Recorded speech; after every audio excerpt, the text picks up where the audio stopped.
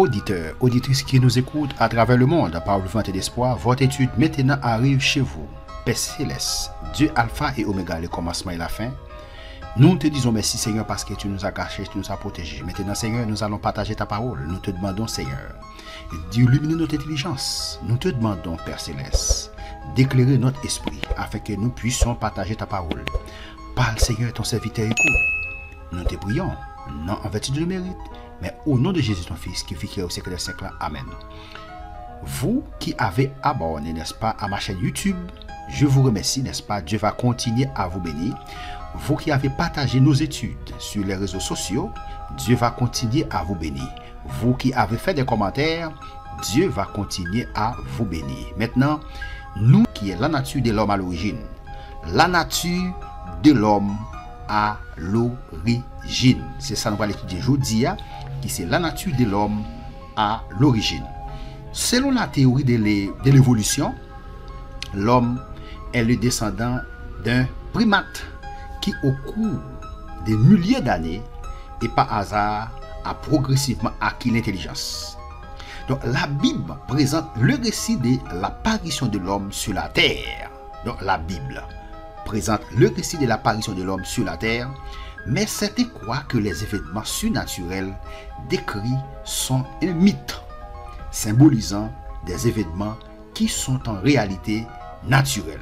Donc, pour commencer, aujourd'hui, notre sujet, de l'homme à l'origine, nous allons maintenant répondre, n'est-ce pas, à cette question. Donc, Adam était-il une personne réelle créée par Dieu ou seulement un personnage symbolique? La Bible va répondre à cette question. Adam était-il une personne réelle créée par Dieu ou seulement un personnage symbolique? Donc, la Bible va répondre à cette question d'après Genèse 2, verset 5, 7. Genèse 2, verset 5, 7. Genèse 2, verset 5. Lorsque l'Éternel Dieu fit une terre et des cieux, aucun arbuste des champs n'était encore sur la terre, et aucune herbe des champs ne germait encore, car l'Éternel Dieu n'avait pas fait pleuvoir sur la terre, et il n'y avait point d'homme pour cultiver le sol. Verset 6. Mais une vapeur, verset 6. Mais une vapeur s'éleva de la terre et arrosa toute la surface du sol. Verset 7. L'Éternel Dieu forma l'homme de la poussière de la terre, il souffla dans ses narines un souffle de vie, et l'homme devint un être vivant. Vous comprenez? D'après Genèse 2, verset 7. La question, Adam était-il une personne réelle, créée par Dieu, ou seulement un personnage symbolique? Donc, d'après Genèse 7, verset 2, Adam était une personne réelle, créée par Dieu. Pour continuer, 1 Timothée 2, verset 13. 1 Timothée 2, verset 13. Nous lisons ainsi, car Adam a été formé le premier, Ève ensuite. Adam a été créé le premier, Ève ensuite. Donc, d'après 1 Timothée 2, verset 13, Genèse 2, verset 5 jusqu'au verset 7, Adam était une personne réelle créée par Dieu. Très bien. Pour continuer, est-ce que l'homme n'est qu'une espèce animale parmi les autres espèces? Genèse 1, verset 24, 27. Genèse 1, verset 24, 27. Nous lisons ainsi.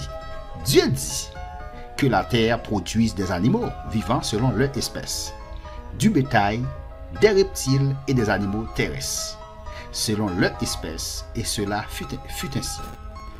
Dieu fit les animaux de la terre selon leur espèce, le bétail selon son espèce, et tous les reptiles de la terre son espèce, et tous les reptiles de la terre selon leur espèce. Dieu vit que cela était bon. Puis Dieu dit, faisons l'homme à notre image, selon notre ressemblance, et qu'il domine sur les poissons de la mer, sur les oiseaux du ciel, sur le bétail, sur toute la terre et sur tous les reptiles qui rampent sur la terre. Verset 27, Dieu créa l'homme à son image. Il le créa à l'image de Dieu, il créa l'homme et la femme.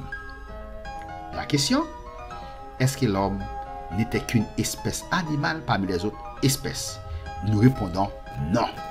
L'homme n'est pas une espèce d'animal parmi les autres espèces. Bon Dieu crée l'homme avec ressemblance, selon ressemblance, avec à son image. Ouais, il dit faisons l'homme à notre image. En nous fait l'homme, n'est-ce pas, sembler avec nous, selon ressemblance, non. Et c'est pour le dominer sous les poissons de la mer, sous les oiseaux du ciel. Donc ça c'est clair. Pour continuer, quelles sont les activités auxquelles Dieu a destiné l'homme? D'après Genèse 1, verset 28. Genèse 1, verset 28. Quelles sont les activités auxquelles Dieu a destiné l'homme? Genèse 1, verset 28. Dieu les bénit. Dieu leur dit, soyez féconds, multipliez, remplissez la terre et la subjuguez, et dominez sur les poissons de la mer, sur les oiseaux du ciel et sur tout animal qui se meurt sur la terre. La question, quelles sont les activités auxquelles Dieu a destiné l'homme? La première chose, reproduit, la reproduction. La reproduction, ok, dominer, n'est-ce pas, sur le poisson de la mer, dominer sur le poisson de la mer, dominer sur les oiseaux du ciel, alléluia. D'après verset 28, dominer sur les oiseaux du ciel et sur tout animal qui se meurt sur la terre. Ce sont les activités, n'est-ce pas, auxquelles Dieu a destiné l'homme. Est-ce que l'homme était bon à l'origine? Question, est-ce que l'homme était bon à l'origine? On nous regarde, est-ce que l'homme était bon à l'origine? D'après Genèse 1, verset 31, nous lisons ainsi, Dieu vit tout ce qu'il avait fait et voici, cela était très bon. Toute sa bonté de fait, et tout était très bon. Ainsi, il y eut un soir et il y eut un matin. Ce fut le 6e jour. Toute sa bonté était créée, il était bon. L'homme était bon à l'origine. D'après Genèse 2, verset 25, pour continuer. Genèse 2, verset 25, pour continuer. L'homme et sa femme étaient tous deux nus. Et ils n'en avaient point honte. L'homme et la femme, Adam et Ève, étaient tout unis et au pas de honte. Et après, ils étaient fin, manger arbre, connaissant bien avec mal là. La Bible dit, ils étaient honte, ils étaient cachés pour bon Dieu. Donc, est-ce que l'homme était bon à l'origine? La réponse, c'est oui. L'homme était bon à l'origine.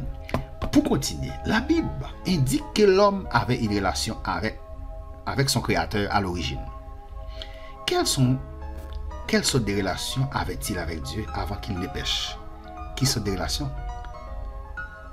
l'homme a avec Dieu avant de pécher? On nous regarde Genèse 2, verset 16, 17. Genèse 2, verset 16, 17. Nous lisons ainsi. Il dit, l'Éternel Dieu donna cet ordre à l'homme. L'Éternel by l'homme l'ordre ça. Qui ça dit? Il dit, tu pourras manger de tous les arbres du jardin. Mais tu ne mangeras pas de l'arbre de la connaissance du bien et du mal. Car le jour où tu en mangeras, tu mourras. Alléluia. Il va dans l'autre ça, il dit, ou est capable de manger tout pied bois qui est dans le jardin. Il dit à Adam, ou est capable de manger tout pied bois qui est dans le jardin, ou est capable de manger tout. Mais il dit dans le verset 17, mais, contraste, opposition, il dit, mais, tu ne mangeras pas de l'arbre de la connaissance du bien et du mal. Il dit Adam, mais ou pas manger arbre ou bien pied bois connaissance bien et mal là. Parce que jour manger ou mourir. Maintenant, l'Éternel dit jour manger ou mourir. Donc la mort là parlé là, c'était la mort spirituelle. C'est pas la mort physique, mais c'était la mort spirituelle. Maintenant, la mort spirituelle, la mort physique, c'est conséquence des obéissances. Ou bien, en quelque sorte, ouais, c'est conséquence des obéissances péchées. Mais c'était la mort spirituelle. La mort spirituelle, nous toujours dit ça, c'est séparation, n'est-ce pas, l'esprit de l'homme avec Dieu.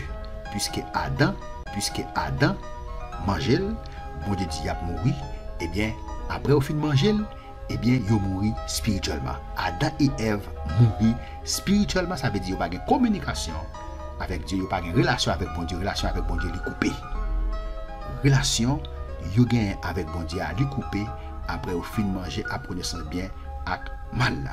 Pour continuer, d'après Genèse 3 verset 8, nous lisons ainsi, il dit alors il entendit la voix de l'Éternel Dieu qui parcourait le jardin vers le soir, et l'homme et sa femme se cachèrent loin de la face de l'Éternel Dieu au milieu des arbres du jardin. Alléluia. Noël, après au fin de manger, Satan dit au comme ça, si vous mangez, vous ne pas mourir. Eh bien, après au fin de manger, eh bien, vous mourir spirituellement. Maintenant, d'après verset 8 là, il dit, yo tendez voix l'Éternel Dieu, Jéhovah, alléluia, Elohim. Yo tendez voix Elohim, qui parcourait le jardin vers le soir. Yo tendez voix Elohim qui parcourait le jardin vers le soir, et l'homme et sa femme se cachaient loin de la face de l'Éternel. Yo caché loin de la face de l'Éternel au milieu des arbres du jardin. Yo caché loin de la face de l'Éternel au milieu du jardin. Ça veut dire yo caché pour l'Éternel. Mais pas oublier, l'Éternel est omniprésent. Il est omniprésent.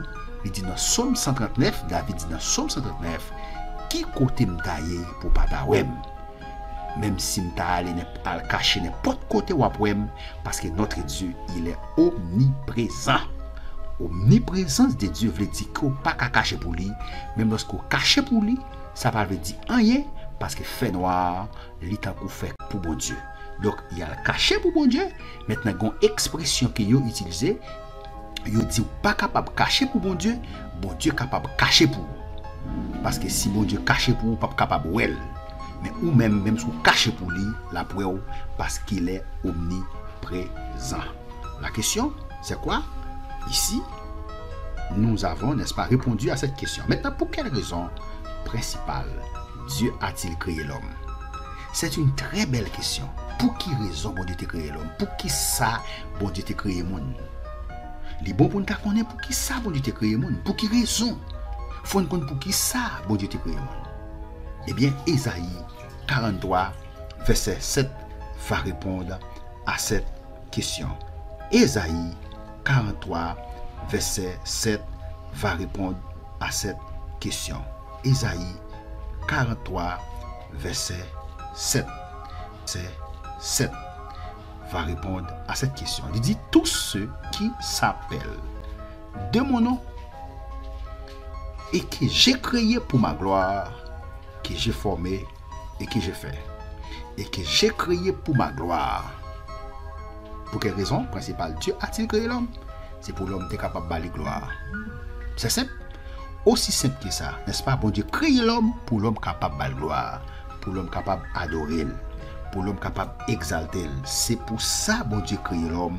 Il crée l'homme tout simplement pour l'homme capable de balayer gloire, pour l'homme capable d'adorer, pour l'homme capable de glorifier, pour l'homme capable d'exalter, pour l'homme capable de magnifier, pour l'homme capable de rehausser.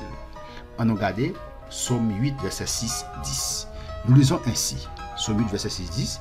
Il dit, tu l'as fait des peu inférieurs à Dieu. Alléluia. Donc, regardez le verset 5. Il dit, qu'est-ce que l'homme pour que tu te souviennes de lui? Il dit, tu l'as fait des peu inférieurs à Dieu.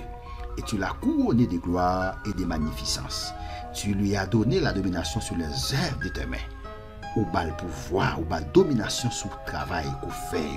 Tu as tout mis sous ses pieds. Alléluia. Les brebis comme les bœufs et les animaux des champs, béni soit l'Éternel. Les oiseaux du ciel et les poissons de la mer, tout ce qui parcourt les sentiers des mers. L'Éternel notre Dieu, que ton nom est magnifique sur toute la terre. L'Éternel notre Dieu, que ton nom est magnifique sur toute la terre. L'Éternel notre Dieu, que ton nom est magnifique sur toute la terre. Père Céleste, Dieu Alpha et Oméga, le commencement et la fin. Nous te disons merci Seigneur parce que tu nous as gardés, tu nous as protégés. Merci Seigneur pour la vie que tu nous as donnée. Merci Seigneur parce que tu nous as donné la protection, alléluia, de tous les jours. Tu nous as donné la protection tous les jours Seigneur. Seigneur, tu nous as nourris, alléluia. Ou prends soin de nos Seigneur. Ou fais provision pour nous de façon spéciale. Je dis, tu as nos chances pour nous partager parole au Seigneur. Nous bénissons, nous magnifions, nous exaltons au Seigneur. Nous levons bien au poids. pour amour, Seigneur. Nous levons nos bien pour compassion, pour miséricorde, ça, ou te manifester envers nos Seigneur.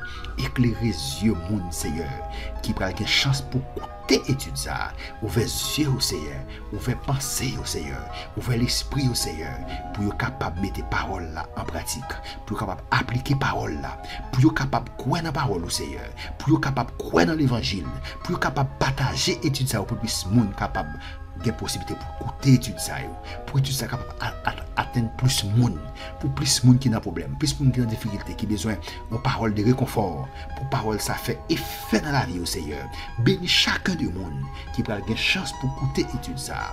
Ouvrez les yeux au Seigneur, parce que Satan fait mes yeux, li boucher les yeux aussi, pas qu'à l'évangile qui a brillé. Bah, il y a possibilité pour comprendre la parole au Seigneur. Bah, il y a possibilité pour prendre habitude de partager la parole au Seigneur. Les recevoir études ça, mais pour partager pour plus de monde, il y a chance d'écouter l'évangile. Parce que bien au Seigneur, c'est pour nous partager l'évangile. Jusqu'à ce qu'il pas existe encore sur la terre. Nous bénissons Seigneur, nous magnifions, nous exaltons pour faveur, pour grâce de te manifester envers nous. Non pas pour parce qu'il est bon. Nous prions dans le nom de Jésus ton Fils, qui vit au siècle des siècles. Amen. Merci encore une fois de plus. Je vous demande, n'est-ce pas, de partager, n'est-ce pas, mes études sur les réseaux sociaux. Je vous demande, n'est-ce pas, de vous abonner maintenant si vous n'avez pas encore abonné. Et je vous remercie parce que vous avez fait des commentaires. Je vous remercie parce que vous avez partagé, n'est-ce pas, mes études sur les réseaux sociaux. Que Dieu vous bénisse, que Dieu vous garde, que Dieu vous protège. C'était votre serviteur, Jean-Christelle Pétion, qui était en train de partager la parole de Dieu avec vous. Maintenant, continuez à partager nos études sur les réseaux sociaux. Dieu va continuer à vous bénir. Merci pour votre compréhension. Merci pour votre compréhension. Merci encore pour votre compréhension. Que Dieu soit avec vous tous. Restez avec la paix de Dieu. Restez avec la grâce de Dieu. Restez avec la compassion de Dieu. Restez avec la miséricorde de Dieu.